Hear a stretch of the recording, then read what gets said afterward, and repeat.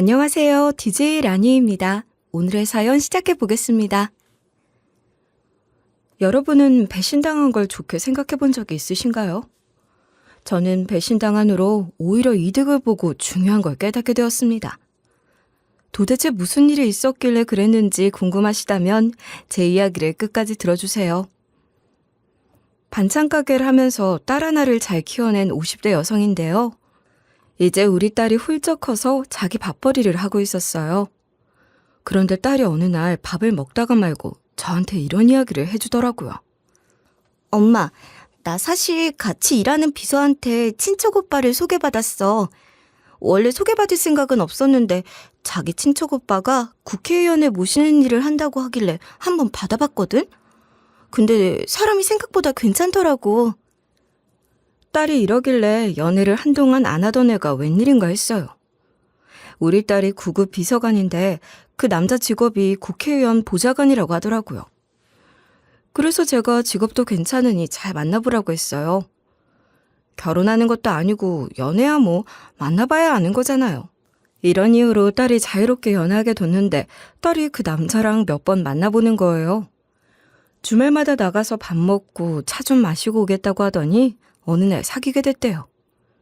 몇 개월 동안 딸이랑 딸 남자친구가 만나는 걸 지켜보게 됐는데 어떤 사람인지 궁금했어요. 우리 딸이 자기 남친이 정말 좋은 사람이라고 자주 이야기했거든요. 그러다 어느 날은 딸이 남자친구랑 결혼을 허락받으러 오겠다는 거예요. 그 말을 듣자마자 바로 데리고 와보라고 했죠. 그렇게 예비사위가 될 딸아이의 남자친구를 만날 마음의 준비를 했어요.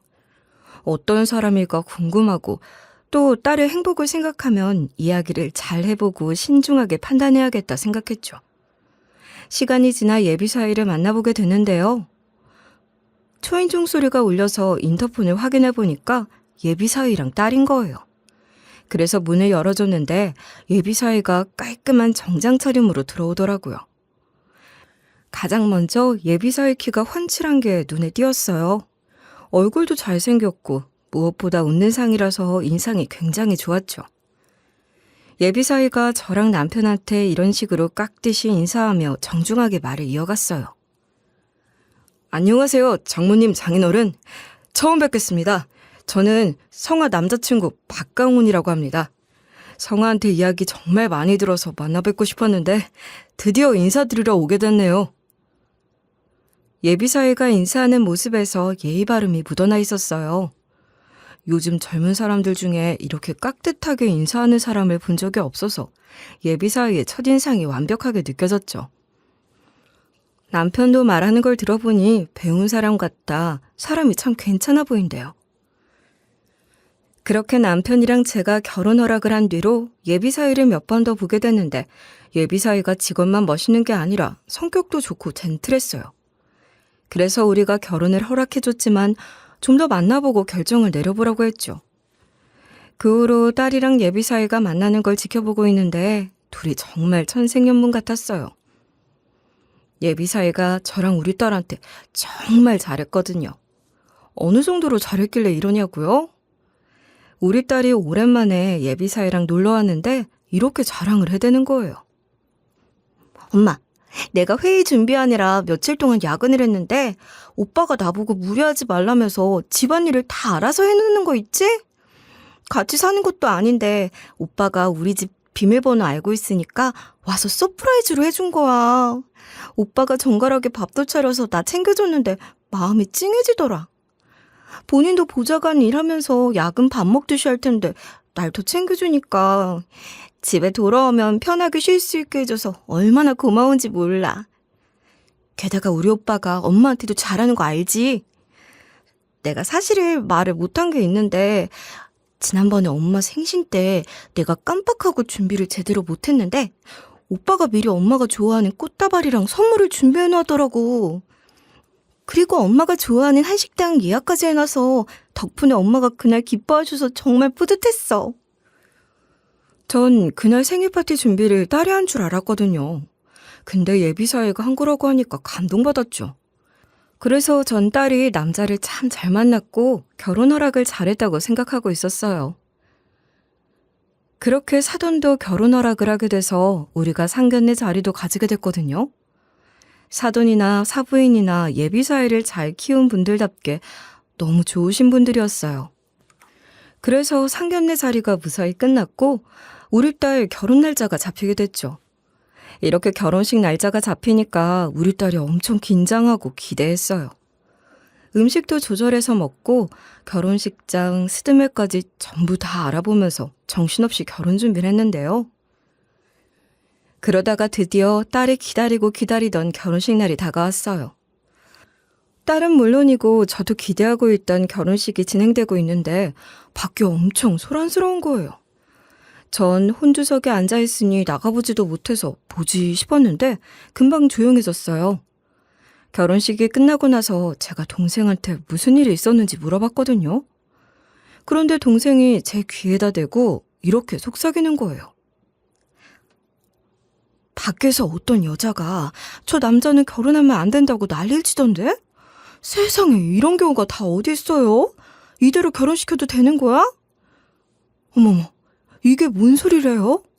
그 여자는 어디 갔냐고 물어보니까 사위 경호원들이 쫓아내서 결혼식장이 금방 잠잠해졌대요. 마침 사위가 와서 물어보니 엄청 죄스러운 표정으로 이런 진실을 고하는 거예요. 장모님, 사실 결혼식장을 찾아와서 깽판을 치려고 했던 여자가 제 전 애인이었어요. 제가 지인들 술자리에서 우연히 합석해서 알게 된 사람이었거든요.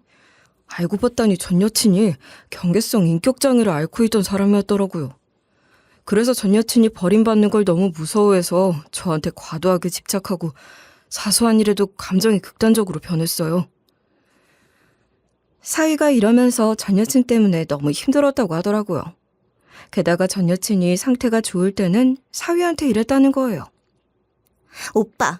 오빠는 정말 너무 완벽해. 어쩜 이렇게 잘생기고 직업도 좋고 성격도 착해? 나한테 이렇게 잘해주니까 너무 좋아. 난 오빠 없이 아무것도 못하고 못 살 것 같아. 사위의 전 여친이 이런 식으로 막 추앙을 했대요. 그런데 사위가 조금이라도 실수를 하거나 갈등이 생기면 전 여친이 이랬다는 거 있죠? 오빠가 지금 나 속인 거 알아? 어떻게 내 연락을 이렇게 늦게 받을 수가 있어? 연락 문제에 있어 실망시키지 않기로 했는데 나를 배신할 줄은 몰랐네.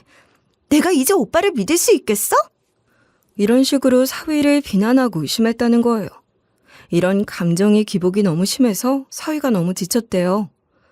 사위가 어떻게든 병원에 보내서 도우려고 했지만 전 여친이 죽어도 병원에 안 가려고 했다고 하더라고요.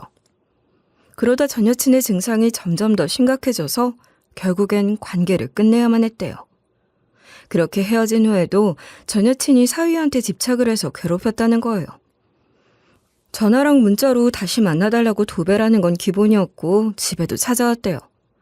집으로 찾아올 때마다 소리를 질러대서 이웃들이 전부 다 항의를 했었고 경찰들도 왔다고 하더라고요. 그래서 사위가 이사를 갔었고 시간이 좀 흐른 뒤에 딸을 소개받은 거래요. 근데 사위가 전 여친이 또 자기를 찾아오고 그럴까봐 무섭고 무슨 일이 생길지 모르니까 딸한테 이런 과거가 있었다고 전부 다 털어놨다는 거예요. 그래서 딸도 자기 사정을 알고 있고 딸이 위험하지 않게 잘 처리하겠다고 했어요. 딸도 중간에 와서 사위가 하는 이야기를 듣고 있다가 저보고 이러더라고요. 엄마, 걱정하지 마. 남편한텐 경호원이 있잖아.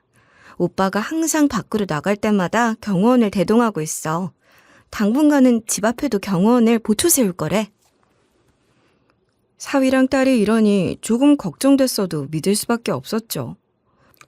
아무렇지 않다면 거짓말이지만 딸도 사위 과거를 미리 알고 있으니 속인 것도 아니거니와 사위 잘못도 아니니까요. 그래서 제가 고생이 많다며 사위를 위로해줬어요. 사위가 키도 크고 잘생긴 것도 모자라 보좌관이라서 그럴만도 하다고 생각했는데요. 게다가 집안도 좋으니까 이런 일이 일어날 수밖에 없다고 생각했죠. 너무 완벽해서 이상한 사람이 꼬이는 사위를 보니 잘난 사람들도 인생 살기가 힘들구나 싶은 생각이 들었어요. 일단 딸이랑 사위한테는 이런 식으로 이야기를 해두긴 했는데요. 그래, 알겠어. 너희들이 그렇다고 하는데 내가 무슨 말을 하겠니? 결혼식 마무리 잘하고 신혼여행 갈 준비나 해라. 그렇게 울 딸이랑 사위가 결혼식을 끝내고 보라카이로 신혼여행을 떠났는데요. 그 후로 울 딸이 정말 행복하게 살더라고요. 그러다 딸이 결혼한 지 몇 년이 흘렀어요. 딸이 그간 손주도 낳고 사위랑 여행도 자주 다니고 알콩달콩 잘 살고 있었죠. 사위가 벌어오는 돈으로 취미학원도 다니고 살만 나 보였어요. 전 국회의원 보좌관이 그렇게 많이 받는지 몰랐는데 연봉이 대략적으로 8,500 정도 된다고 하더라고요. 게다가 우리 사위 집안이 괜찮은 편이라 시댁에서도 이것저것 지원해주는 게 많다 보니 경제적인 걱정은 거의 없었어요. 그렇다 보니 우리 딸이 첫째 아이를 갖게 됐을 무렵에 직장을 관뒀는데요. 딸이 그러는데 사위가 우리 딸이 내조에 힘쓰길 바랐다고 하더라고요. 딸도 밥 먹듯이 야근하는 비서관 일이 지겹게 느껴졌기 때문에 사위가 그런 말을 하자마자 옳다구나 하고 관뒀고 현재는 둘째도 낳아 두 아들의 엄마로 살고 있었죠. 그런데 우리 딸이 철이 참 덜 들었어요. 저는 저거 키우면서 얼마나 힘들었는데 저것은 자기 수업 들으러 가는 날 저한테 손주 맡겨놓고 휙 가버리더라고요. 그리고 수업 듣고 와서는 저녁엔 엄마가 차려놓은 밥 먹고 싶다고 해요. 그래서 제가 밥을 차려줬는데 딸이 밥을 먹다가 사위한테 온 전화를 받았어요. 제가 옆에서 전화 통화하는 걸 들었는데 우리 딸이 사위한테 엄마 집이니까 와서 밥 먹으라고 하는 거예요. 나 참 어이가 없어서. 사위가 그럼 순순히 와서는 갑자기 찾아와서 죄송하다고 하고 같이 밥을 먹곤 했어요. 사위가 최대한 우리 딸한테 맞춰주려고 하는 모습이 참 좋더라고요. 지금은 남편이 나이가 들어서 한풀 꺾이기도 했고 전 반대로 악착 같아져서 예전처럼 당하고 살진 않거든요. 그래서 울 딸은 남편 같은 사람만 만나지 않길 바랐는데 다행이라고 생각했어요. 한편으론 좀 귀찮긴 했죠. 우리 집 좀 그만 오라고 엄마 등골 휘어진다고 했어요. 그런데 우리 딸이 그 말을 듣고 가서는 한 몇 달 저를 안 부르길래 뭔 일이 있나 싶은 거예요. 딸이 걱정돼서 전화를 해봤는데요. 신호음이 길게 이어지다가 딸이 전화를 받았길래 왜 이렇게 연락을 안 하냐고 했거든요. 근데 딸이 머뭇거리다가 이렇게 대답하는 거예요. 요즘 결혼 생활이 힘들어서 그래. 그냥 싸우거나 그런 건 아닌데 남편이랑 안 맞는 것 같아. 그냥 짐 싸서 엄마 집으로 갈까? 딸이 이런 소리를 할 줄은 몰랐어서 당황스러웠어요. 그래서 제가 이런 식으로 딸을 달래기 시작했는데요. 아이, 복에 겨운 소리 하지 말아라. 박서방같이 잘해주는 남자가 어디 있다 그래. 돈도 벌어오지, 집안일도 도와주지. 세상에 그런 남편 없다? 제가 이러니까 수화기 너머로 정적이 흐르는 거예요. 평소 같았음 자기만한 와이프 없다고 남편보다 자기가 더 아깝다고 말하는 애가 조용하더라고요. 웬일인지 싶었는데 딸이 갑자기 이런 식으로 화를 냈어요. 엄마는 어떻게 맨날 사위만 예뻐하고 사위 편만 들어? 내가 아무리 괄괄해도 이건 좀 아닌 것 같아. 엄마는 도대체 누구 편이야? 우리 사이에 무슨 일이 있었든 간에 남편 편 들 거야? 딸이 이렇게 씩씩대면서 저한테 실망스럽다는 말까지 하니까 너무 당혹스러운 거예요. 딸이 그전에도 사위만 예뻐한다고 툴툴대긴 했지만 언제까지나 투정이었을 뿐 이렇게까지 진지하게 화를 낸 적이 없었거든요. 그리고 나서 전화가 뚝 끊겨버렸어요. 딸이 자기를 나무란다고 느낀 걸까요? 제가 그래서 불이 나게 이런 문자를 보냈거든요. 딸, 엄마는 그런 의도로 말한 거 아니다. 부부싸움은 칼로 물베기라고 하잖아. 그러니까 박서방이랑 무슨 일이 있다고 하더라도 각자 시간을 가져본 다음에 대화를 좀 해보란 말이었어. 제가 이렇게 메시지를 전송하고 딸한테서 답장이 오길 기다렸는데요. 근데 딸이 이런 장문의 문자를 보낸 거예요. 엄마, 진짜 서운하다. 팔은 안으로 굽는다던데 엄마는 왜 딸 생각은 하나도 안 해? 맨날 사이만 옹호하고 있잖아. 어떻게 내 걱정 한번 안 할 수가 있냐고. 누가 보면 엄마가 시어머니인 줄 알겠어. 맨날 무슨 이야기만 하면 그만한 사이가 어딨냐. 돈 잘 벌지, 직업도 멋있지, 집안도 좋지, 키 크지, 잘생겼지 이러고 있고.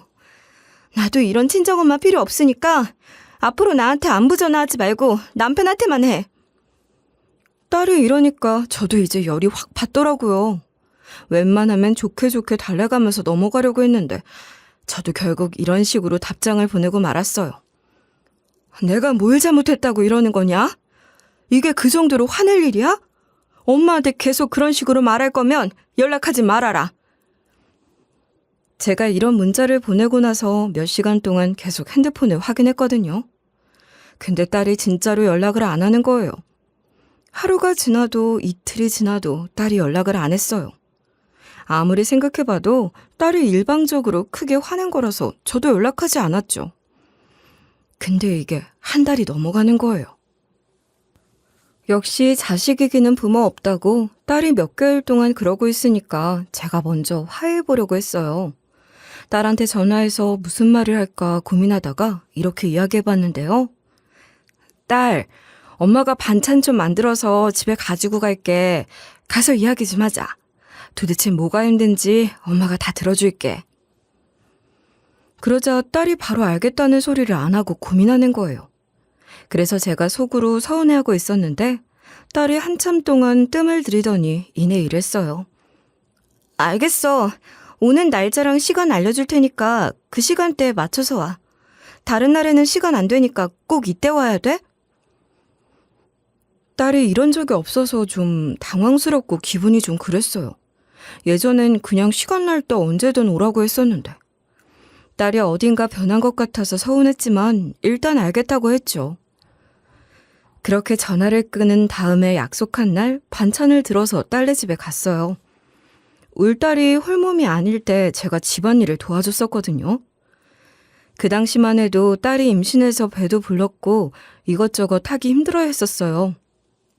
그래서 딸이 자주 전화해서 하소연했었고 저도 딸이 걱정되니까 집으로 찾아가서 집안일을 해주고 반찬 해주면서 자주 오갔는데요.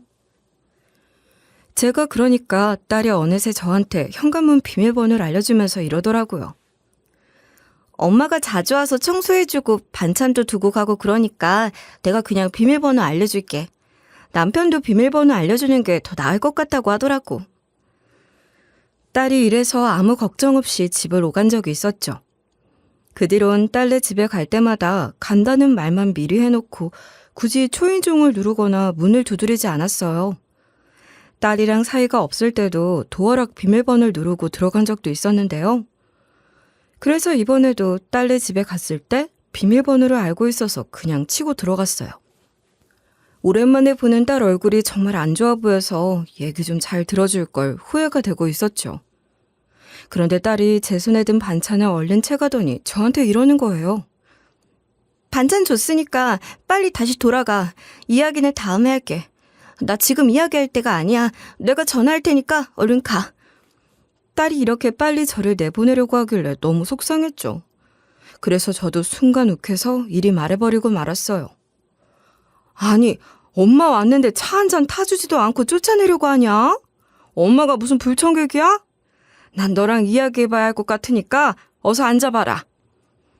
이런 식으로 말하고 나서 식탁에 막무가내로 앉아버렸어요.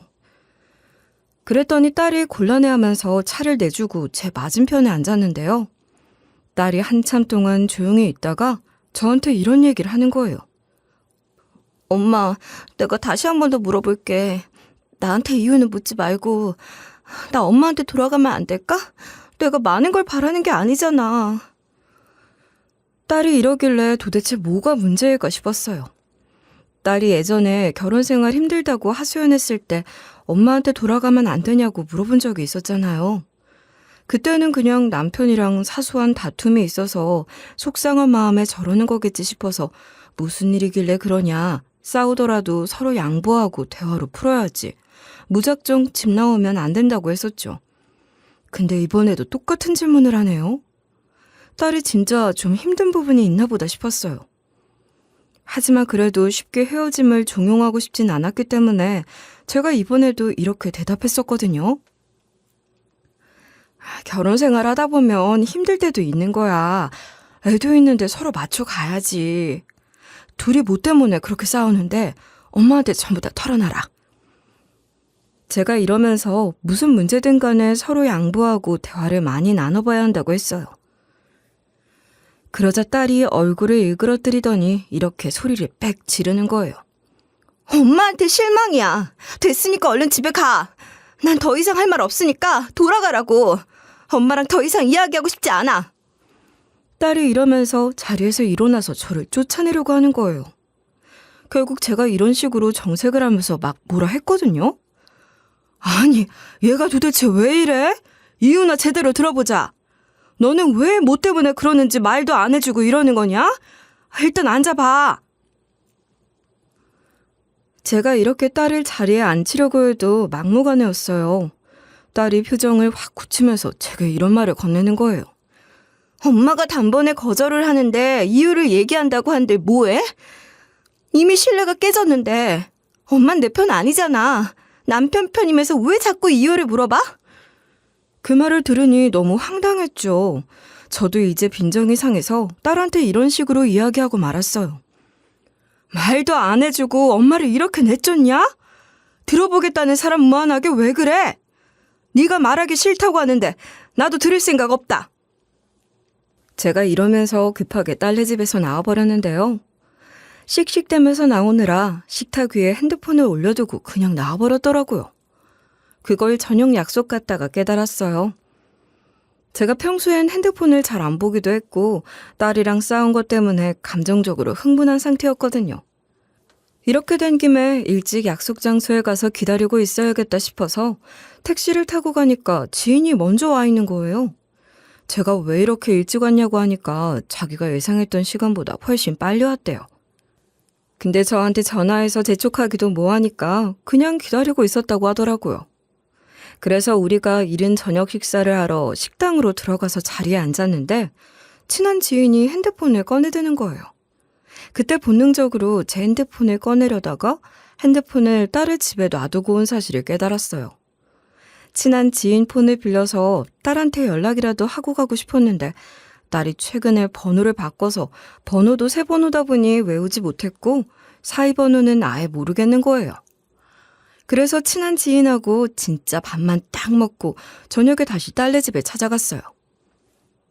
아파트 로비 쪽으로 들어가서 엘리베이터를 기다리고 했는데 경호원을 만난 거예요.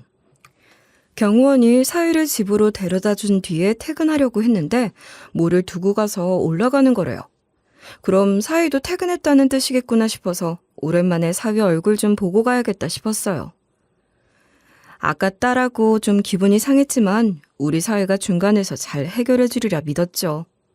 경호원이랑 평소에도 안면은 튼 사이였으니까 엘리베이터를 탄 후로는 예의상 근황도 물어보고 있었어요. 그러다 엘리베이터 문이 열리고 딸이 사는 층에 도착하니 갑자기 딸네 집에서 엄청나게 큰 소리가 들리는 거예요. 막 뭐가 깨지는 소리가 들렸어요. 제가 놀라서 딸네 집 비밀번호를 치고 들어갔더니 사위가 딸 뺨을 때리고 있는 거예요. 그리고 이런 막말을 내뱉으면서 화를 내고 있었어요. 인연이 겁도 없이 지혜미를 데려와? 엄마 데리고 오면 해결될 줄 알았냐? 내가 갑자기 착한 척 연기하면서 넙죽 절이라도 할 줄 알았냐고. 네가 나 덕분에 힘들게 다니던 직장도 그만두고 집에서 살림이나 하게 됐으면 나를 대접해주고 위해줘야지. 어디서 눈을 부라리고 눈에 거슬리게 해? 그리고 대가리가 돌았나? 나이가 몇 갠데 엄마한테 이러고 앉아있냐? 내가 너랑 장모한테 해준 게 있는데 어디서 이러고 자빠졌어? 이렇게 말하는 사위 몸에서 술 냄새가 진동하고 있었어요. 그리고 바닥에는 제가 오늘 딸한테 갖다 줬던 반찬이랑 깨진 유리들이 흩뿌려져 있었고요. 아까 깨지는 소리가 반찬통 소리였나 봐요. 이렇게 상황 파악을 한 다음에 사위가 이런 놈이었던 사실에 놀라서 악을 질렀어요. 박서방, 지금 뭐 하는 거야? 너 지금 우리 딸 뺨을 후려쳤어? 네가 지금 제정신이야? 남의 집 귀한 딸한테 감히 이런 짓을 해? 제가 이러면서 사위를 밀어내려고 했는데요. 그런데 뒤에서 박강훈 하면서 사위 경호원이 사위 이름 석자를 고함치듯 부르는 거예요. 그걸 듣고 사위가 깜짝 놀라서 저랑 경호원 쪽을 쳐다봤고 얼굴이 사색이 되어갔어요. 경호원이 일단 제 딸을 막아서면서 사위의 팔을 꺾는 거예요. 그리고 사위의 어깨를 움켜쥐더니 강하게 제압하면서 이렇게 으름장을 놓더라고요. 박강훈, 네가 감히 이런 짓을 해? 네가 이러고도 무사할 줄 알았어? 내가 네 과거 전부 다 폭로해버릴까? 이런 식으로 말하면서 사위 과거를 술술 불기 시작했어요. 경호원이 하는 말을 듣고 경악을 했죠. 도대체 무슨 말을 들었길래 그러냐고요? 이제부터 제가 천사라고 믿었던 사위의 정체를 설명해 줄게요. 사위가 원래 이런 폭력적인 성정을 가지고 있었대요. 학생 때는 학교 폭력으로 피해자가 몇 명이나 있었다고 하더라고요. 그런데 사위네 집안 입김이 세서 한 번도 그게 문제가 불거지지 않았대요. 그 피해자 중 한 명이 놀랍게도 사위 이름 석자를 부르며 폭로하겠다고 나선 경호원이래요.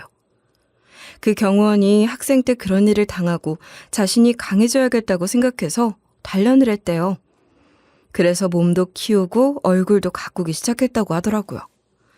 그리고 나서 경호업체에 들어가게 됐는데 거기에서 의뢰인으로 사위를 만나게 됐던 거예요. 경호원이 사위의 경호를 해주던 첫날 학생 때 있었던 일을 얘기했대요. 처음에 사위가 경호원이 피해자인 걸 못 알아봤다고 하더라고요. 경호원이 예전이랑 다르게 몸도 키우고 얼굴도 많이 가꿔서 예전과 달라졌으니까 못 알아봤던 거죠. 그런데 학생 때 일을 이야기하니까 점점 자기를 알아봤는지 얼굴이 새하얗게 질리더래요.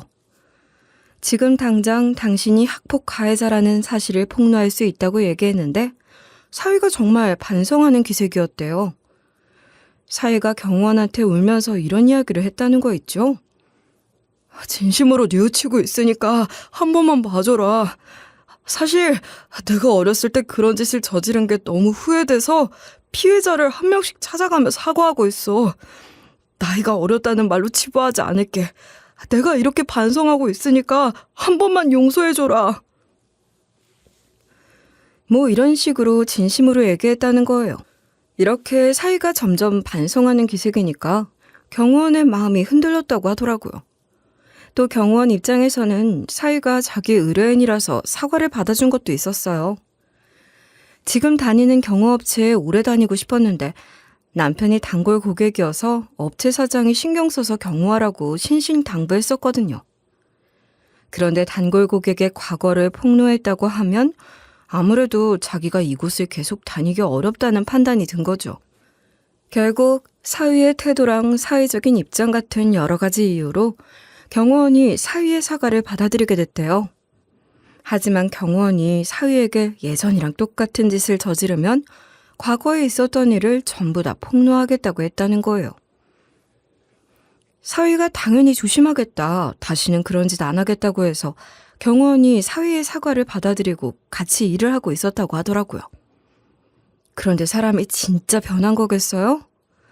미처 본성까지 숨기진 못한 건지 아니면 처음부터 그 상황을 회피하기 위한 거짓말이었는지 모르겠지만 결혼하고 몇 년간은 가식을 떨다가 점점 제 딸한테 본 모습을 드러내기 시작했대요.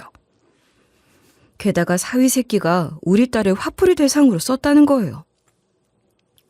그걸 도대체 어떻게 알았냐고요? 왜냐면 사위 새끼가 만취한 채로 이런 개소리를 짓거렸거든요. 야, 넌 누군데 나를 제압하고 있어? 내가 누군지 알아? 나 박강훈이야. 내가 저것한테 화풀이 좀 했다고 이러는 거야? 내가 왜 저거랑 결혼한 줄 알아? 좀만 잘해줘도 해발레 웃으니까 결혼한 거야. 저런 년들이 막말 좀 해주면서 스트레스 푼 다음에 뒤늦게 잘해주면 못 헤어지겠다고 하더라고. 사이놈이 이렇게 말하는 걸 듣고 입을 떡 벌리고 있었어요. 딸이 힘들다고 했을 때 저런 놈 편을 들어줬다니. 딸이 저한테 결혼 생활이 답답하고 버겁다고 했을 때 평소의 사위 모습을 생각해서 딸 보고 참으라고 말하면서 달래섰잖아요. 그래서 제가 딸한테 떨리는 목소리로 이렇게 물어봤는데요. 저런 놈 때문에 계속 연락이 안 됐던 거고 집에 오겠다고 한 거야? 고작 저런 자식 때문에 눈치 보면서 나한테 오고 싶단 말만 반복했던 거냐고. 제가 이러면서 사위놈을 가만히 뒀냐, 묵사발을 내주지 그랬냐고 막 뭐라고 했거든요. 그런데 딸이 고개를 떨군 채로 이렇게 대꾸하는 거예요. 엄마가 아무것도 묻지 않고 그냥 집으로 오라고 말해주길 바랐어. 괜히 말했다가 엄마도 다칠까봐 그랬고 엄마한테 이런 모습 보여주기 싫었어. 딸이 이러면서 닭똥 같은 눈물을 뚝뚝 흘리는데 가슴이 너무 아프더라고요. 딸이 보낸 SOS 신호를 알아차리지 못했다니. 속상한 마음에 제가 이렇게 따지기 시작했어요. 사이놈이 그랬으면 말을 해야지. 왜 숨기고 있었어? 왜 나한테 솔직하게 도움을 요청하지 않은 거야? 다른 사람도 아니고 엄마인데. 제가 이러면서 서운하고 답답하고 화가 나고 온갖 감정이 다 든다고 했는데요. 근데 딸이 기어들어가는 목소리로 이러는 거예요. 엄마 성격이면 분명 남편한테 바로 쫓아가서 따질 텐데 그러다가 남편한테 손찌검이라도 당하면 어떡해. 엄마가 반찬 갖다 주는 것도 못 참는 성깔인데 남편이 엄마를 가만두지 않을 것 같았어. 남편이 엄마가 반찬 가져다 준다고 집에 드나드는 걸로도 뭐라고 하면서 나한테 손찌검을 했거든. 그래서 엄마랑 싸운 김에 아예 집으로 안 부르게 된 거야. 엄마한테 전화하면 늘 그랬듯이 우리 집에 오겠다고 할까봐 연락도 못했던 거고. 딸이 이런 식으로 저를 위해 모든 걸 끌어안고 있었던 거예요. 근데 오늘 사위가 제 딸한테 그러고 있는 모습을 저런 경호원한테 딱 들키게 된 거죠. 이렇게 모든 진실을 파악하게 되니 경호원이 이런 식으로 말하더라고요. 방금 나보고 깜짝 놀랐으면서 술 취한 척 연기하지 마. 내가 네 약점 잡고 있는데 전부 다 폭로할까봐 제정신 아닌 척하는 거지? 네가 아내를 후려치는 모습을 보고 사람의 썩은 본성은 변하지 않는다는 걸 깨달았다. 이런 사람이 나란이라는 사람 옆에 있으면 물이 썩어버릴 거야. 그래서 지금 당장 학폭 가해자인 거 폭로할게. 네가 모시고 있는 의원한테도 다 폭로할 거야. 그러면서 경호원이 자기가 가지고 있던 녹음기를 보여줬어요. 저희가 그게 뭐냐고 물어보니까 경호원이 이렇게 말하는 거예요. 이 녹음기가 뭔지 알아? 이 녹음기가 내가 학교 폭력을 당하면서 모아둔 녹음 자료야. 내가 순진하게 너한테 사과만 받고 끝냈을 줄 알았어? 경호원이 이러면서 녹음기를 재생해서 들려주는 거예요. 사위가 그 증거들을 듣고 얼굴이 점점 경악으로 물들어갔어요. 나중엔 사위가 덜덜 떨면서 이렇게 소리 지르기 시작했죠. 아니 분명히 예전에 괴롭혔던 거 봐주겠다면서 나한테 녹음기 줬었잖아. 사과 받았으니까 증거 필요 없다고 나 줬었잖아. 녹음기 쳐다보면서 그동안 한 짓 평생 뉘우치라며. 근데 그게 왜 또 네 손에 있는 건데? 경호원이 그걸 순진하게 믿고 있었냐고 반문하니까 사위가 완전 좌절하는 거죠. 그리고는 경호원의 바짓가랑이를 물고 늘어지면서 애원을 했어요. 안 돼. 그걸 전부 다 말하면 내 밥줄도 끊기고 내 정치 생명줄도 아예 끊기게 될 거야. 제발 한 번만 봐줘라. 내가 이렇게 빌게. 내가 술에 취해서 실수한 거야. 와이프한테도 진심을 다해 사과할게. 사위가 이렇게 경호원 다리를 잡고 사정했거든요. 그러니까 경호원이 바로 사위를 발로 차면서 이랬어요. 와이프한테 손 올리는 거 네 장모랑 나한테 걸리니까 술 취한 척 연기했으면서 무슨 구라를 그렇게 쳐? 네 연기력 별로인 거 전부 다 탄로났으니까 가식 떨지 마. 내가 이래서 녹음기를 주고 네가 앞으로 어떻게 대처할지 옆에서 지켜본 거야. 역시 내 예상대로 반성하는 척 연기를 하는 거였네. 정말 니는 인간 쓰레기다. 경호원이 이러면서 자기한테만 이럴 게 아니라 니 때문에 가정이 파탄나고 마음이 산산조각난 마누라랑 장모님한테 사죄하라고 소리 지르는 거예요. 그러니까 사위가 제 쪽으로 몸을 틀어서 사과를 했어요. 보기만 해도 아까운 귀한 딸내미한테 손을 올려서 죄송합니다. 정말 사랑하는 사람인데 술 기운에 그랬어요. 지금은 깜짝 놀라서 정신 차린 거니까 제발 한 번만 봐주세요. 제가 그동안 잘해드린 게 있잖아요. 앞으로 이런 일 없을 거니까 믿어주세요. 이제 술은 입에 되지도 않을 거예요. 하지만 사위가 딱 봐도 술 핑계를 대는 거잖아요. 그래서 제가 이렇게 일침을 날렸어요. 술에 취하긴 개뿔. 니 지금 고소당하면 정상 참작해보려고 이러는 거 다 안다. 내가 그동안 네 연기력에 속아서 착한 사이라고 예뻐해주니까 네 장깨 쓰는 것도 모르고 있을 줄 알았어? 닌 진심으로 뉘우치고 사과할 생각은 안 하고 네 아니만 챙기려고 하냐? 어떻게든 보좌관 자리 지키려고 아주 용을 쓰네, 용을 써. 사위가 그런 거 아니다. 진짜로 죄송하다. 내가 어떻게 하면 화 푸실 거냐 거의 억울하다는 듯이 연성을 높이는 거예요. 이게 정신이 나갔나? 그러다가 엉엉 울고불고 난리를 쳤지만 저랑 우리 딸이랑 경원까지 전부 다 꼼짝을 안 했어요. 그러자 사위가 제 딸한테도 미안하다고 하면서 이런 말을 짓거리는 거예요. 내가 원래 이런 사람 아니고 당신이 말해줘. 오늘은 일하느라 받은 스트레스 때문에 술을 좀 먹어서 그랬다고. 여보도 내가 다정한 사람이라고 자랑하고 다녔잖아. 그러면서 사위놈이 제 딸에게 여보 장모님한테 얼른 아니라고 말해줘 이러더라고요. 나 참 어이가 없어서. 그러니까 제 딸이 어차피 이렇게 밝혀진 게 속 시원한지 이혼하자고 이야기했어요. 그러자 사위가 바로 돌변해서 이런 식으로 살벌하게 따지는 거예요. 네가 나 없이 어떻게 살 건데? 애는 어떻게 키우려고 막 나가?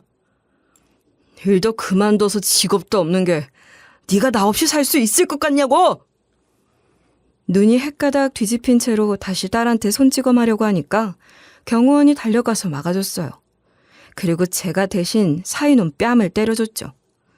사위놈이 뺨을 부여잡은 채로 멍하니 저를 쳐다보고 있길래 제가 이렇게 직언을 날려줬어요. 네가 우리 딸 후려치면서 샌드백 취급한 거 전부 다 고소해서 죗값 치르게 할 거다. 네가 모시고 있는 위원님 이름 알고 있거든? 국회의원 이름 검색하면 전화할 수 있는 번호랑 이메일이 뜨던데 거기로 연락해서 보좌관 자리 바로 잘리게 할 거야. 그리고 네가 예전에 학교 폭력 저지른 것도 전부 다 고발해서 인생 피곤하게 만들어줄게. 제가 이러니까 사위놈 얼굴이 죽상이 되어가는 거예요. 또 태세 전환해서 아니라고 매달리려던 걸 밀쳐내고 우리 딸 데리고 경호원이랑 같이 나와버렸어요. 그리고 우리는 사위한테 복수를 하려고 이런저런 방법을 다 썼는데요. 당연히 사위가 일하는 국회의원한테 알렸죠. 경호원의 증언으로 사위가 학창시절 학폭 가해자였다는 게 밝혀졌어요. 시효 때문에 고소는 어려워서 사위가 징계를 받고 자숙하고 있었거든요. 하지만 우리가 겨우 징계만 받게 하자고 이런 폭로를 했겠어요? 경호원이 동창들에게 연락해 사위한테 학폭을 당했던 피해자들을 모으기 시작했어요. 그러니까 피해자들이 우후죽 순으로 나타나기 시작한 거죠. 심지어 예전에 딸이랑 사위 결혼식 날 나타나서 난리쳤던 그 여자도 사위한테 학폭을 당한 피해자였대요. 그 피해자가 우리들을 만나러 와선 이러더라고요. 제가 따님 결혼식 날 그랬던 이유는 내 인생은 엉망진창으로 만들어 놓고 지는 결혼해서 행복하게 살겠다고 해서 속에서 열불이 났어요. 그래서 저도 모르게 이성을 잃고 폭발해서 그런 짓을 저지른 거예요. 피해자가 이러니까 다른 분들도 어떤 상처를 받았고 어떤 트라우마가 남아있는지 이야기를 해주셨어요. 그래서 우리가 피해자들을 모았다고 했잖아요. 괜히 모은 게 아니라 사위한테 당한 증거들을 전부 다 제출해달라고 했죠. 그리고 우리가 사위를 고소한 사실과 학폭을 한 증거들을 국회의원 이메일로 보내버린 거예요. 게다가 제 딸이 가정폭력으로 신고를 넣고 이혼소송까지 해버렸어요. 딸이 그동안 사위가 집안 물건을 다 부수고 자기를 때릴 때마다 사진을 다 찍어뒀대요. 이게 또 한 사람이 피해자인 것과 피해자들이 우르르 있는 거랑은 차원이 다르잖아요. 여기에 아내한테 손찌검하는 남자? 이 국회의원은 여성 유권자들도 많이 신경 쓰는 편이었는데 그런 놈을 보좌관으로 두고 있다는 소문이 돌아봐요. 거기서도 이놈 안고 가다가는 시한폭탄이겠다는 판단이 든 거죠. 그래서 결국 사위가 일하는 곳에서 내쳐졌어요. 앞으로 그 업계에 발을 못 디디게 된 건데요. 요즘 시대에 누가 학폭 가해자의 가정폭력범을 쓰겠어요? 딸이 모은 증거들을 보니 재산 분할 잔뜩 받아내고 양육권도 받을 수 있을 것 같았어요. 어떻게 폭력 전과 있는 사람이 아이를 키우겠어요? 제 예상대로 사위 인생은 나락을 가는 중이었는데요. 저희는 확실하게 사위 인생을 바닥으로 끌어내리기 위해 종지부를 찍어야 했어요. 그래서 딸이랑 같이 이혼 전문 변호사 사무실을 찾아갔죠. 변호사가 저희를 맞이해 주셔서 인사를 나눈 다음에 본격적으로 딸이 어떤 결혼 생활을 보냈는지 이야기를 나누게 됐는데요. 저희 딸이 자초지종을 설명하면서 마지막으로 이런 이야기를 꺼냈어요. 저 이제 남편이랑 이혼하고 싶어요. 남편이 돌변해버린 후론 점점 저를 압박하고 막말했거든요. 심지어 저한테 손까지 올렸는데 당연히 같이 살 생각도 없고 살 수도 없어요. 딸이 이러면서 변호사에게 그동안 모아온 증거들을 보여줬는데요. 그래서 제가 딸의 손을 꼭 잡으며 이런 말을 덧붙였어요. 지금 사위가 예전에 친구들을 괴롭힌 사실도 밝혀졌고 그 외에 남편으로서 자격이 없는 많은 문제들이 있습니다. 재산 분할이나 양육권에서 유리한 결과를 원하는데 충분히 가능할까요? 제가 이러면서 사위에게 피해를 줄 수 있는 건 다 주고 싶다고 했죠. 그러니까 변호사가 고개를 끄덕이며 메모라더니 이런 식으로 침착하게 대답하는 거예요. 말씀하신 내용을 전부 종합해보면 이혼 소송에서 승소할 가능성이 매우 높아 보입니다. 말씀하신 게 전부 다 입증된다면 법적으로 상당한 제재를 가할 수 있어요. 이때 딸이 긴장한 표정으로 사위가 어떤 처벌을 받을 수 있을지 물어봤는데요. 그러니까 변호사가 딸을 바라보며 이런 답변을 내놓았어요. 가정폭력의 경우 1년 이하의 징역 또는 1,000만 원 이하의 벌금형에 처해질 수 있습니다. 게다가 재발의 우려가 있거나 긴급한 상황일 경우 남편에게 퇴거 명령을 내리거나 접근 금지 명령을 할 수 있어요. 주거지나 직장 등에서 100m 이내 접근을 금지시키는 조치도 가능합니다. 더 나아가 전기통신을 이용한 접근도 금지할 수 있어요. 그 말을 들은 순간 딸의 눈에 눈물이 맺혔어요. 그동안 억눌러왔던 감정들이 서서히 터져나오는 것 같더라고요. 그래서 제가 딸의 눈물을 닦아주면서 이제 걱정하지 말라고 거의 다 왔다고 이야기했죠. 그러던 와중 변호사가 서류를 정리하면서 이런 말을 건네는 거예요. 소송에 대한 건 걱정할 필요가 없습니다. 재산 분할과 양육권 역시 유리한 조건으로 받을 수 있을 겁니다. 그렇게 우리는 변호사를 선임했고 소송 준비에 들어갔어요. 딸의 마음도 조금씩 안정을 되찾았지만 그날 이후로도 몇 번의 밤을 눈물로 지새웠죠. 그러던 어느 날 드디어 소송이 시작됐어요. 법정에 서 있는 딸의 모습을 보아하니 긴장한 것 같아 보였지만 무서워하는 것 같진 않았는데요. 반대로 사위는 딸이랑 똑같이 변호사를 대동하고 있었지만 자신감이 전혀 없어 보였어요. 이미 학창시절 친구들에게 그런 짓을 한 것도 모자라 이제는 아내한테 그런 짓을 한 게 드러났으니까요. 게다가 법정에서 딸이 담담하게 이런 증언을 했었어요. 남편이 지속적으로 저에게 심한 말을 하고 공갈을 했어요. 처음에는 말로만 그러더니 점점 손이 올라가더라고요. 저는 그래서 남편이랑 있을 때마다 공포에 떨어야 했고 신고하지도 못하고 혼자서 견디고 있어야 했어요. 딸이 이렇게 증언하면서 눈물을 흘렸는데요. 변호사도 차분하게 딸을 도왔어요. 그동안 수집한 증거들을 하나씩 제출하며 사위가 한 짓의 실체를 낱낱이 밝히기 시작했죠. 사위가 일방적으로 딸한테 그런 짓을 한 게 드러나자 법정 안의 분위기가 무겁게 가라앉았어요. 그러다 마침내 판사의 목소리가 법정 안에서 이런 식으로 울려 퍼지는 거예요. 원고 측의 주장이 명확하게 입증되었으며 피고는 이에 대해 변명할 여지가 없습니다. 재산 분할과 양육권은 원고 측의 유리한 조건으로 결정됩니다. 또한 피고에게 가정폭력 혐의가 인정되었으므로 접근금지 명령을 발부하겠습니다. 피고는 원고에게 100m 이내로 접근할 수 없으며 전기통신을 통한 접촉도 금지됩니다. 판결을 들은 딸이 고개를 떨구면서 안도의 한숨을 내쉬었는데요. 저도 그 판결을 들은 순간 모든 것이 끝났다는 걸 느꼈고 그동안의 고통이 한순간에 사라진 것처럼 마음이 가벼워졌어요. 이렇게 우리 딸이 이혼 소송에서 승소하게 됐거든요. 변호사 말대로 재산 분할을 많이 받아내고 양육권도 받아내서 우리 손주들을 우리 손으로 직접 키울 수 있게 됐어요. 대신 이전 사위가 일정 금액 양육비를 내게 된 거죠. 게다가 가정폭력의 경우 위자료의 액수가 폭력의 정도, 결혼 생활의 기간, 경제적 상황 등을 고려해서 결정된다고 하더라고요.